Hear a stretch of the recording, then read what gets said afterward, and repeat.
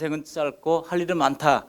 어디서 많이 들었던 얘기죠. 전에 D그룹 총수였던 안무개 씨가 그렇게 얘기를 해서 젊은이들을 들뜨게 했던 일이 있습니다.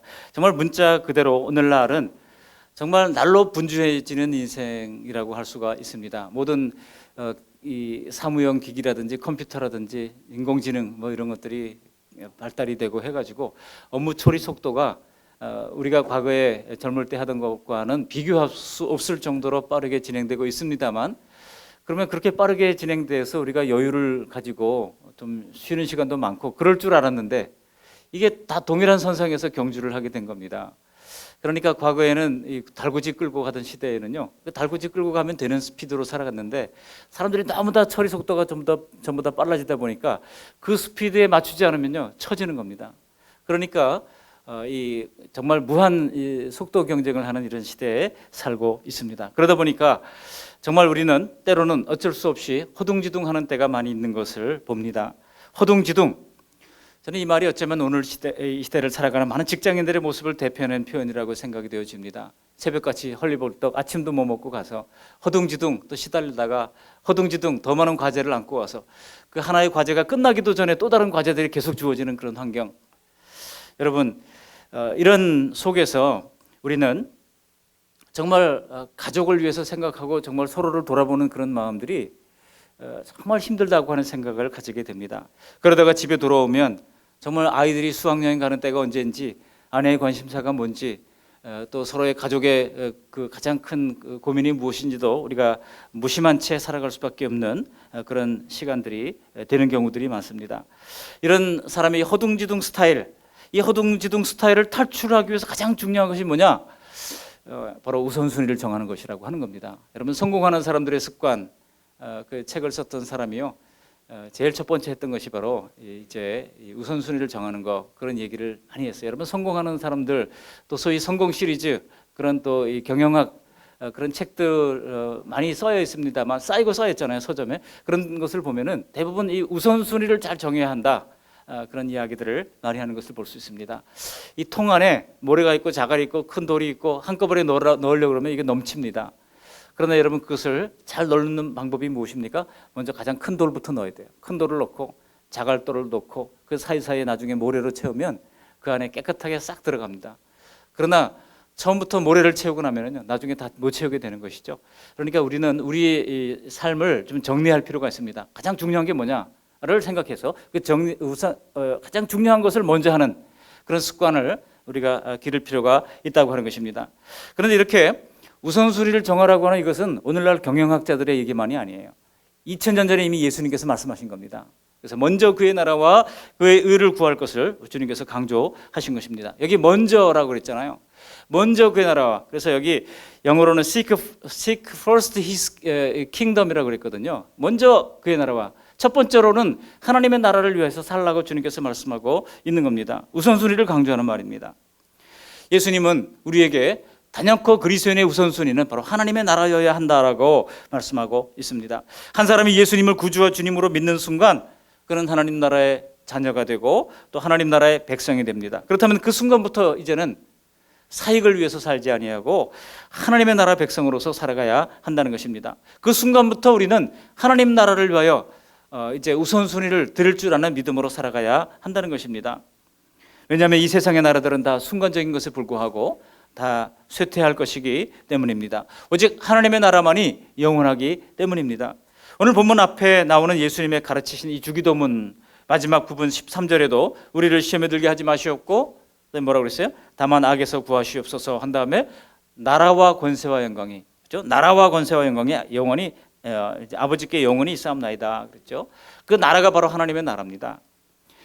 여러분, 하나님의 통치가 이 땅에 실현하도록 우리가 기도하라고 주님께서 가르쳐 주신 것입니다. 그러므로 나라와 권세와 영광이 아버지께 영원히 있사옵나이다 라고 하는 기도로 이제 우리의 기도가 마무리되어야 할 것을 가르쳐 주신 것입니다. 우리 아버지 하나님이 영원하신 분이시기에 하나님의 나라도 그 영광도 영원하다는 것입니다. 세상 나라들은 아무리 힘 있는 나라들이라 할지라도 역사 속에서 보면 그 나라들이 영원했습니까? 아니에요. 여러분, 결국은 다 소멸되고 말았지 않았습니까? 애굽 나라가 영원할 것 같았지만 다 소멸되고 말았잖아요. 힘없는 약소국가가 되어버렸죠. 또 바벨론 나라는 어떻습니까? 지금도 바벨론의 후예들, 이 이란, 이라크 사람들이요, 과거의 바벨론의 영광을 되살리고자 얼마나 미국과 대립각을 세우고 있는지 모르잖아요. 그러나 지금은 정말 미국의 힘에 비해서 아주 보잘것없는 나라가 되고 말았지 않습니까?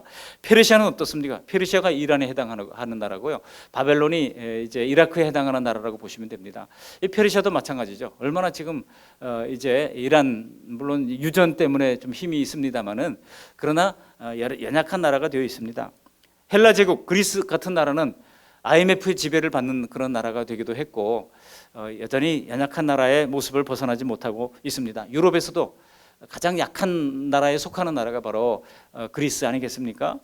로마 제국 어떻습니까? 1000년 동안 세계를 호령했던 나라였지만은 지금은 이탈리아 반도에 갇혀가지고 과거의 영화를 또 꿈꾸면서 회복을 하려고 애를 쓰고 있습니다만 역부족이죠. 여러분, 세상의 나라가 전 세계를 지배하는 것 같다 하더라도 미국도 마찬가지입니다. 언제 하나님께서 촛대를 옮기실지 우리는 아무도 알 수가 없습니다. 미국의 어떤 경영 그 잡지가 있는데요. 그 경영 잡지에서 앞으로 50년 후에 세계를 지도할 4개 나라를 거치라고 해가지고 소개를 했던 적이 있습니다. 어떤 통계를 가지고 그것을 만들었는지 모르겠습니다만 GUTS라고 하는 거예요. G는 뭐겠습니까? 바로 이제 영국이죠. Great Britain이라고 해가지고 그다음에 이제 U는 뭐 USA이고요. 그다음에 T는 놀랍게도 터키가 거기에 들어가고 그다음에 S가 마지막으로 사우스 코리아예요. 세계를 주도할 4개 나라를 꼽는데 아니 미국의 그 유수한 그 경영 잡지거든요. 거기서 한국을 꼽고 있다고 하는 겁니다. 일본은 아예 거기 빠져 있고요. 우리가 생각하는 중국도 거기 빠져 있어요. 여러분, 하나님이 어떻게 하실지 우리는 알 수가 없습니다. 그렇다면 여러분, 참으로 영원한 하나님의 나라 백성이 되어서 그 나라를 위해 살아가는 일이 여러분 얼마나 자랑스러운 일입니까? 뭐 우리나라가 혹시 세계를 지도하는 그런 나라가 된다 할지라도 뭐 그것도 세상 나라에 불과한 것입니다. 여러분, 올림픽 경기에서 금메달을 딴 선수들이 메달 수여식을 할 때 애국가를 이렇게 들으면서 그 눈물을 글썽글썽하는 그런 그 선수들의 모습을 보면 정말 얼마나 가슴이 벅차오르고 감정이입이 돼가지고 우리도 가슴이 벅차지 않습니까? 금은 동메달이 다 있어도 국가가 연주되는 것은 오직 금메달뿐이잖아요. 그래서 그 국가가 연주될 때 어떤 사람들은 하나님께 감사의 기도를 바치는 그런 분들도 있습니다. 어떤 사람들은 무릎을 꿇고 하나님 앞에 기도하는 모습을 보이는 그런 선수들도 있습니다. 그것은 그 감격을 하나님께 영광을 돌리는 그들만의 방식이라고 할 수 있습니다. 그렇다면 과연 우리들의 삶에서 하나님께 영광을 돌리는 삶의 방식이 무엇이겠습니까? 그 영원한 하나님의 나라를 오늘 삶에서 영광 돌리는 방식이 무엇이겠습니까? 오늘 특별히 영원한 우선순위라고 하는 제목으로 2가지로 말씀을 나누면서 은혜를 나누고자 합니다. 첫 번째 우선순위는 바로 예배의 우선순위를 드려야 한다는 것입니다. 예배하는 삶, 그리고 두 번째 우선순위는 하나님의 의를 드러내는 삶을 살아야 한다는 것입니다. 예배와 하나님의 의, 첫 번째로 예배의 우선순위를 살아가는 것입니다. 오늘 보면 산상수훈인데요, 예수님께서 하나님 나라의 삶의 방식으로 어떤 유형의 삶을 살아야 하는가 말씀하시는지를 여러분 주목해 보시기를 바랍니다. 이 세상 나라의 관심은 먹고 입고 또 마시고 하는 문제라고 지적하고 있습니다. 여러분, 실제로 사람들의 끊임없는 염려는 무엇입니까? 무엇을 먹을까? 무엇을 입을까? 무엇을 마실까? 무엇을 어떻게 살까? 뭐 여기에 사람들의 온통 관심이 있는 것을 볼 수가 있습니다. 그런데 우리 예수님께서는 마태복음 6장 32절에 이러한 라이프 스타일에 대해서 이는 다 이방인들이 구하는 것이라고 그랬어요. 이방인들이 구하는 것이라 너희 하늘아버지께서 이 모든 것이 너에게 있어야 할 줄을 아시느니라. 하나님은요, 우리의 모든 필요를 아신다고 말씀하고 있습니다. 그리고 하나님께서 필요를 채워주신다고 약속하고 있습니다. 여러분, 여기서 주목할 것은 우리의 욕심을 채워주시는 하나님이 아니라고 하는 거예요. 우리 필요를 아실 뿐입니다. 우리가 필요 이상으로 욕심을 가지게 되면 그것은 하나님께서 주시는 것이 아닙니다. 하나님께서는 우리가 욕심을 가지고 구할 때 응답받지 못한다고도 말씀하고 있습니다. 그러나 필요를 구할 때 하나님께서는 그 필요를 채워주시는 줄 믿습니다. 그렇다면 우리 그리스도인들은 바로 이 먹고 마시고 입는 것에 대해서 어떻게 생각해야 되겠습니까? 아예 관심을 갖지 말라는 뜻일까요? 그렇지는 않습니다. 주기도문에서도 뭐라고 그랬습니까? 일용할 양식을 구하라고 가르쳐 주셨잖아요. 매일 필요한 일용할 양식을, 우리의 모든 필수품들을 하나님 앞에 구해서 받으라고 가르쳐 주셨습니다. 그렇지만은 우리 그리스도인들이 먹고 마시고 입는 것을 위해서 구해야 하는 것은요, 다 하나님의 영광을 위한 것이어야 합니다. 크리스천들도 먹어야 살고 또 입어야 살고 마셔야 삽니다. 그러나 다만 이 그리스도인들은 달라야 한다는 뜻이죠. 원어 성경에 보시면 32절 앞에 대라고 하는 이 헬라어 부정접두어가 붙어 있어요. 대라고 하는 이 단어는요, 그러나라고 하는 뜻입니다. 즉 그리스도인들은 이방인들과는 달라야 한다는 뜻입니다. 그러니까 그리스도인들의 가장 중요한 관심은 먹고 마시고 입는 데 있는 것이 아니라 하나님 나라에 있어야 한다고 말씀하고 있는 것입니다. 그러니까 이 유대인 사람들은요, 이 먹고 또 뭡니까 순서가 보면 먹고 마시고 입는 순서로 돼 있잖아요. 근데 우리나라는 의식주라고 그랬어요. 우리나라는 못 먹어도 먼저 입어야 돼요. 그죠? 우리나라 유교 영향을 받다 보니까 의식주, 의가 제일 먼저 나왔어요. 그래서 사람들은 배가 고파도 하여간 옷은 잘 입어야 돼요. 옛날에 보면 이제 관청에 나가는 사람들이 나라에서 주는 녹이 적어도 그저 그 자존심이 있어가지고 옷을 깨끗하게 다려 입고 또 그렇게 이제 사목원대를 정확하게 쓰고 그렇게 관청에 나가는 그런 풍습이 있었죠. 우리나라 사람은 못 먹어도 일단 옷은 좋아야 돼요. 그러다 보니까 옷이 날개다라고 하는 그런 이제 뭐 이야기도 나오게 되고, 그런데 하나님께서는요, 그런 우리나라의 세계적인 이제 패션 국가가 되게 만들어주지 않았습니까? 밀라노를 버금가는 여러분 대구 지역의 이 섬유 산업단지를 가면 참 놀랍습니다. 우리나라를 하나님께서 어떻게 이렇게 사용해 주시는지 몰라요. 그러나 여러분, 그것이 의식주가 됐든지 아니면 먹고 입고 마시는 것이 됐든지 중요한 것은 우리는 그것을 어떻게 세상에 하나님의 나라를 드러내는 그런 도구로 사용하면서 살아갈 수 있겠는가 하는 것입니다. 예를 들어 어느 주일날 갑자기 많은 돈을 벌 일이 생겼다고 하는 가정해 봅시다. 그러나 우리는 그날이 주님을 위해서 구별된 날이기 때문에 주님을 경배해야 한다고 하는 것을 잘 알고 있습니다. 그럼에도 불구하고 돈을 벌기 위해 주일을 포기했다면 이 사람의 우선순위는 뭡니까? 하나님이 아니라 돈입니다. 이 사람은 만몬교 신자일 뿐입니다. 예수 그리스도를 구주와 주님으로 믿는 그리스도인이라고 할 수가 없는 겁니다. 아닙니까? 그러나 그 돈을 벌 수 있는 기회를 포기하고 주님을 경배하는 편을 택했다고 한다면 여러분, 주님께서 계산해 주십니다. 주님께서 그 손해를 계산해 주십니다. 주님께서 계산해 주시는 그 계산법은요, 우리의 상상을 초월합니다. 여러분, 우리는 주님 앞에 이렇게 믿음의 우선순위를 들여서 하나님께서 인정하는 복된 삶을 살아갈 수 있기를 바랍니다. 오늘 본문의 말씀에도 그것을 핵심 교훈으로 이렇게 주장을 말씀하고 있는데요. 여러분 앞에 본문 앞에 마태복음 6장 24절 말씀을 함께 읽어보시겠습니다. 6장 24절.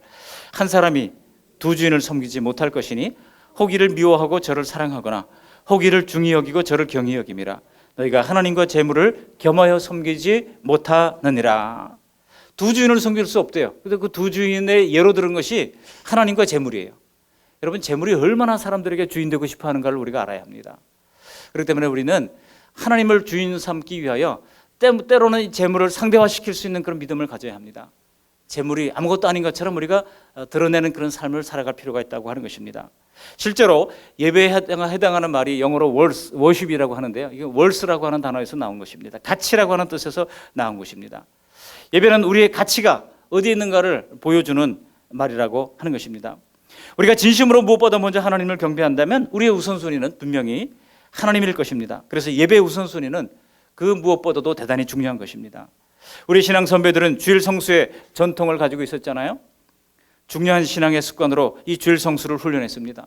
그리고 우리 교단의 어떤 유명한 목사님은요, 박윤선 목사님, 여러분 감리교에서는 이상기 주석을 썼던 이상기 박사가 있었고, 또 우리 장로교에서는 박윤선 박사가 있었죠. 이 두 분이 미국에서 다 공부를 하고 이제 성경을 원어로 해설을 하고 할 수 있는 몇 안 되는 실력가 중에 한 사람이었습니다.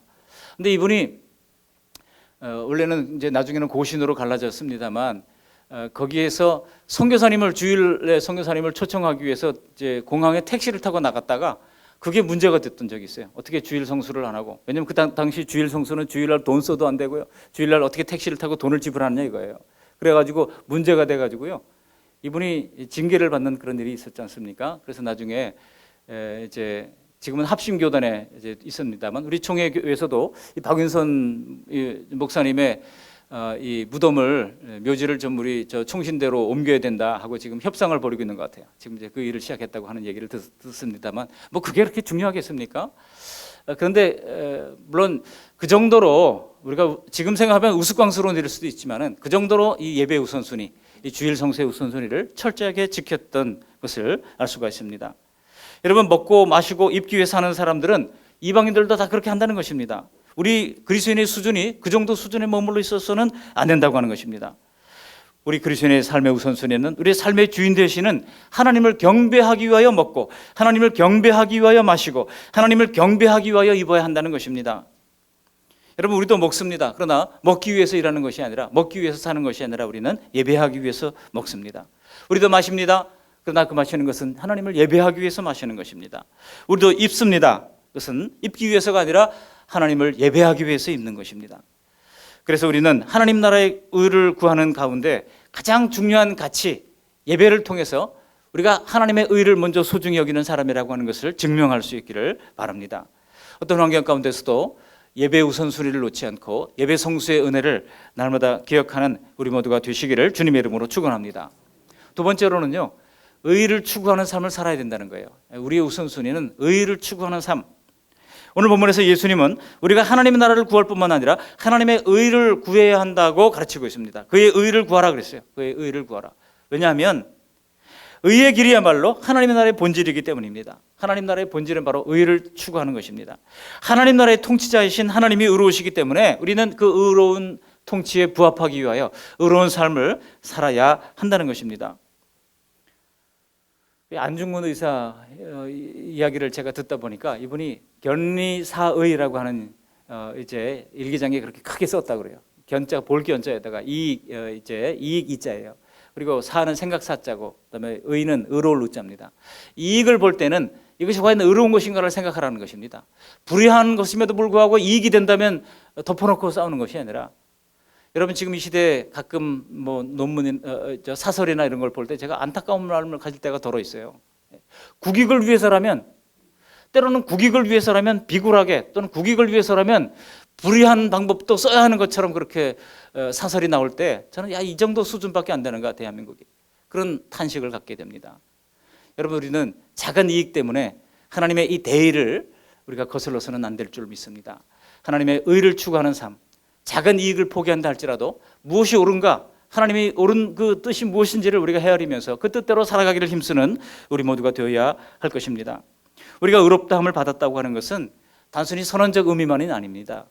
예수님께서 우리의 죄를 위하여 십자가 달리시고 보혈의 공로로 우리를 덮어주셨기 때문에 의롭다 칭함받은 것이죠. 그렇게 칭함받았다고 하는 선언적 의미만이 아니라 그 말 속에는 그렇게 의롭게 살아가라고 하는 하나님의 강력한 권면이기도 한 것입니다.